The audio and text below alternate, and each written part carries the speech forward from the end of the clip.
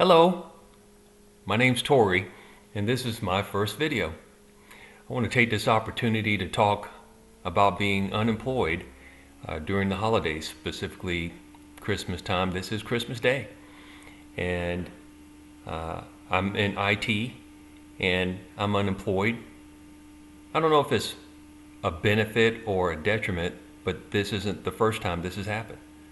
And the benefit is that I've been experienced, and I've somewhat prepared myself for times such as now, so that it would sting a little less each time. It was really unexpected because I actually have a security clearance, and since I got my clearance, I hadn't been unemployed for the past 10 years. The last job, the last full-time job, I should say, I had, it was a contract that was about 10 years, and we were just in the second year of it, finishing the second year. I was only there for 1 year, and there was some option year type of thing and a budget cut, and that affected me. I wasn't the last hired. I wasn't the highest paid person, but it still happened, and I thought that was odd. So if I were in Virginia, I imagine I would have landed someplace by now, but I just left Virginia to come back to Texas. Most of my adult life has been in Texas. I live in the North Texas area, about an hour north of Dallas, about an hour south of the Oklahoma border, and I really have more of a Texas state of mind, which is why I don't want to go to Virginia. I don't think they should have all government jobs there. If you really want to improve the government, we have talent all across the U.S., and some people just don't want to go there. I'm one of them. I was born and raised in Virginia, and but I don't want to go to Northern Virginia for sure, and just moved here. Anyway, I was in IT. The job was Splunk data ingestion engineer, and I have some Splunk certifications as well as some Cisco certs. I did have a temp position in July. So the job ended in April, but I had a position in July where I helped an organization generate some course content for a client of theirs. They had a client that sold Cisco products to their clients, and now that Cisco owns Splunk, they wanted to create a course to enable those salespeople to be able to sell Splunk products to the same customers. And so I helped generate some course content in order for them to do that. Financially, I'm in a decent spot. As I said, I kind of put some stuff away to be prepared. I didn't expect that it would happen, but I'm probably better prepared than I ever have been when this has happened before. In fact, I thought about it. If I were old enough to actually retire, meaning if I were old enough to actually touch the money that's in funds that I can't touch without penalty until I'm that age, I probably could do it today. It wouldn't be as comfortable for me as if I actually waited until that age, but it's nice to know that I have some cushion. I'm not living high on the hog, that's for sure. Especially this time of the year. Property taxes are due next month, and it's funny to think about how that is more than the cost of my first brand new car and almost half the cost of my last brand new car. The property taxes with the insurance. So I'm happy that I have no debt, but mercy, when you add the property taxes and the insurance together, that's more than any rent I ever paid when I lived in an apartment on a monthly basis. So we're looking at 5 figures for the taxes and insurance, but I'll find a way to make that happen. There's some opportunities that are on the hopper, and who knows, we'll see what happens. Around August, I kind of figured, man, it seems like people are just waiting until the next fiscal year. Another odd thing about me being unemployed is when you're working with government contractors, number one, you're competing with fewer people for the work because they need other cleared folks, and if folks don't have a clearance. They have to reach from a pool of people who are citizens and be willing to go through the process, and the organization has to be willing to pay for that process. So I already had the credential. And when you're working, when a contract ends, well, somebody was making good money off of me being billable, and they want to keep you billable usually. So they're trying to find another place where they can put you. That didn't happen this time. And I was surprised. Like, you got to be kidding me. I got 0 seconds notice. I'd never gotten less than 4 weeks notice when there was going to be a contract issue. That didn't happen this time. So, whatever. But, yeah, the finances are okay. I'm in decent spirits. As I was saying, we're coming up on, I figured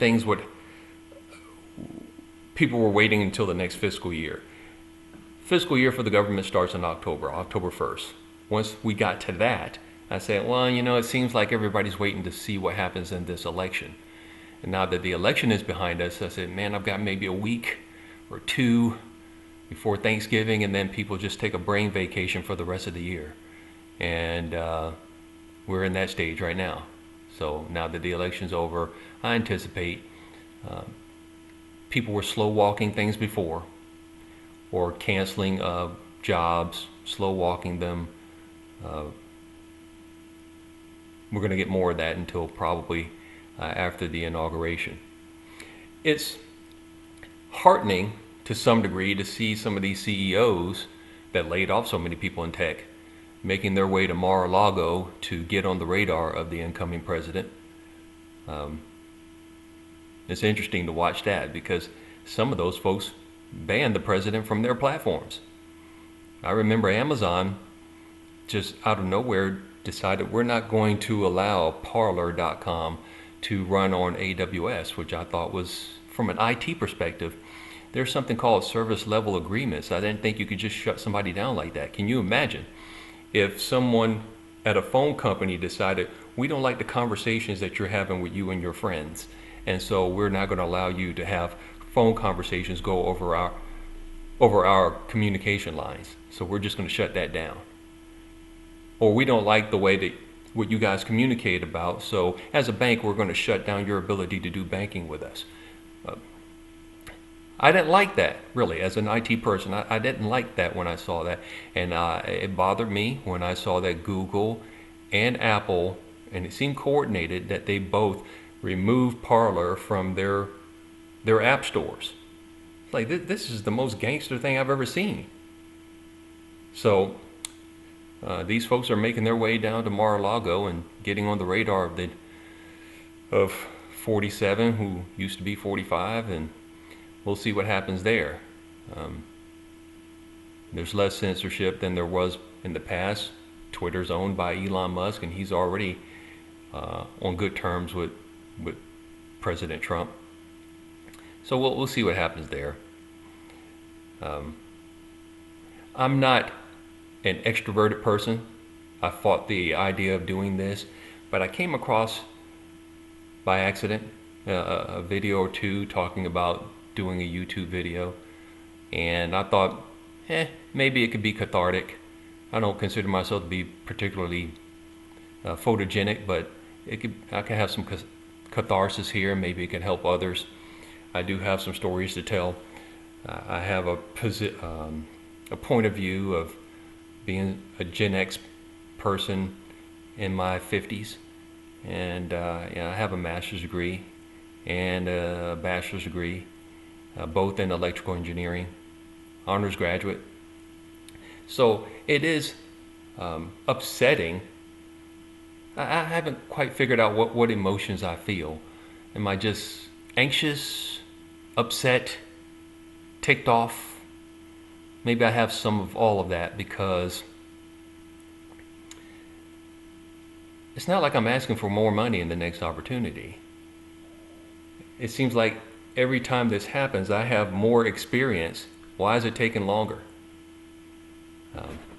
I believe that we're a better nation when corporations have to compete not only for customers, but for talent. And we're better when the organizations, the companies, are more concerned about the talent leaving than the talent is worried about the corporation laying them off. And in my 29 years of experience, I think we've been in that scenario for maybe 4 hours. I feel like we've always been in a buyer's market, and there's only two things I can control: my actions and my attitude. And my actions and my attitude said, look out for myself. Be prepared, because I see the game that's being played. We need to, play defense with our expenses. Maybe I'll get into a separate video about that, but if I had to do it all over, I wouldn't go to college. I was thinking about it the other day. When I went to North Carolina State for my undergraduate degree, tuition and fees were about $600 to $900 per semester. I checked recently, and it looked like the cost for last year, 2023 through 2024, was about $4,300 for taxes and fees. So that's a factor of 6 to 9 times more than what I had to pay. And your argument might be, well, there's inflation. Okay, watch this. My starting salary after I got the master's degree was $43,044 when I started working at IBM in 1995. $43,044. I remember it because it was such a specific number. I might even still have the offer letter somewhere around here. What would be the starting salary of someone with a MS degree or even a bachelor's degree in electrical engineering today? 2 times that? 2.5 times? Okay. Maybe 100,000, 110. But in order for it to be proportional, it would need to be 6 to 9 times that. Your starting salary. I have 29 years of experience. 6 times 43,000 is $250,000. 9 times 43,000, you're looking at close to 370,000. So is the starting salary for someone with the same education that I got going to be somewhere between $250,000 to 370,000? No. That's why I wouldn't go today. The return on investment is not there. So I'm glad I have the experience and the credential, but I got through most of it with a lot of scholarships, no loans. If I were to do it today, it would be through a lot of scholarships, maybe community college. If I couldn't get it funded, cash flow it all the way through, I just wouldn't do it. And quite frankly, I think someone, if they just had the same certifications that I had, they'd have the same lifestyle, the same opportunity. I have a dream one day of maybe going back to my universities and talking to them about my experience, particularly from how to retire. I'm not going to get into that in this video. Maybe I'll make a separate video about it and actually pull out a board and easel and talk about what I would do, what I'm invested in to give me some financial cushion. Because I remember when I was at IBM and a group of us new hires were in a room with the 401k representative, someone had the guts to ask the question that I was thinking, which was, how do we know which one of these funds to choose?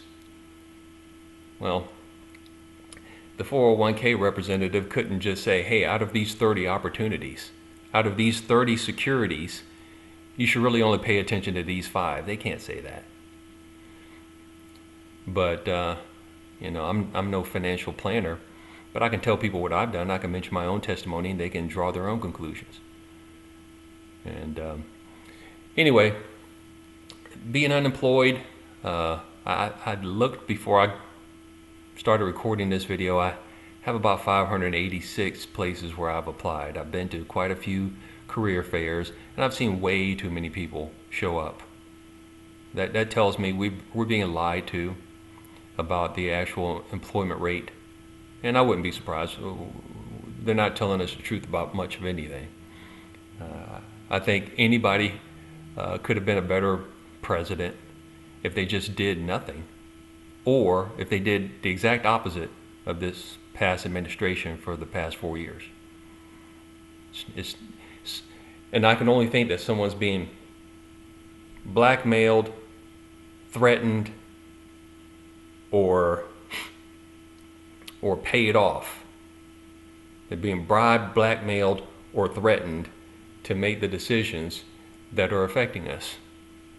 I remember I was watching a show that used to be called Nightly Business Report, and the CEO, Eric Schmidt of Google, said, we couldn't have the companies of Google, Facebook, Microsoft, Amazon, or Netflix today without immigration, without having immigrants. And I thought, out of all those 5 companies he mentioned, all of them except Google were started by American citizens. So if they can be started by American citizens, why can't they be maintained by American citizens? Even the incoming president has mentioned we need immigration.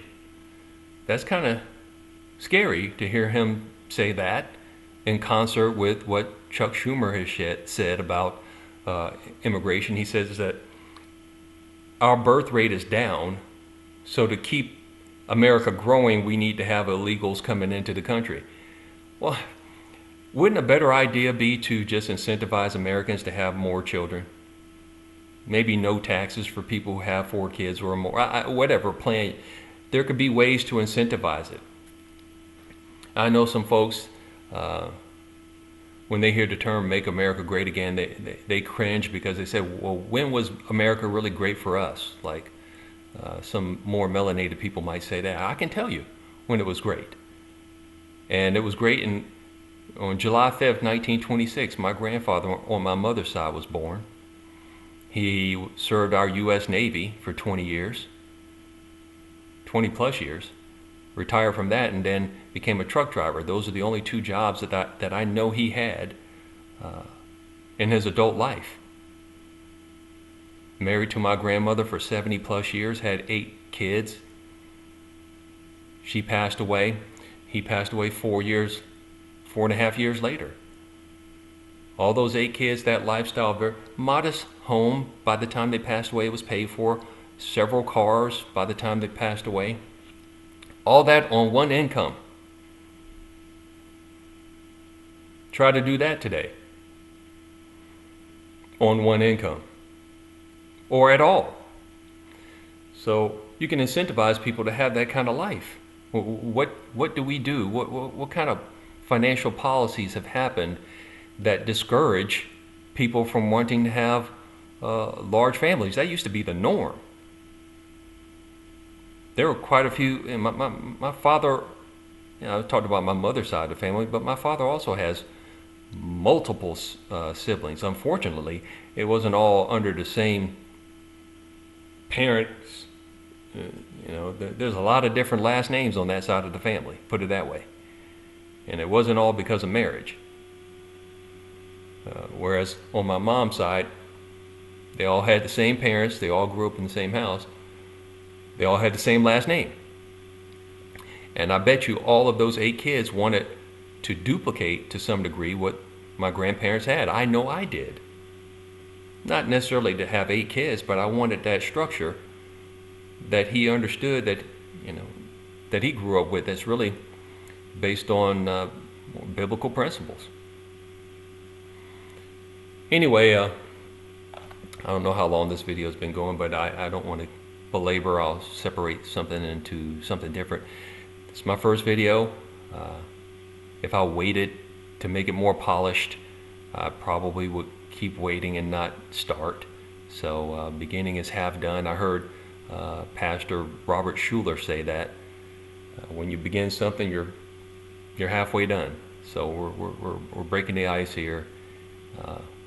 I'm a tech person, so I'm sure I can pick up some things about video and audio and editing over time.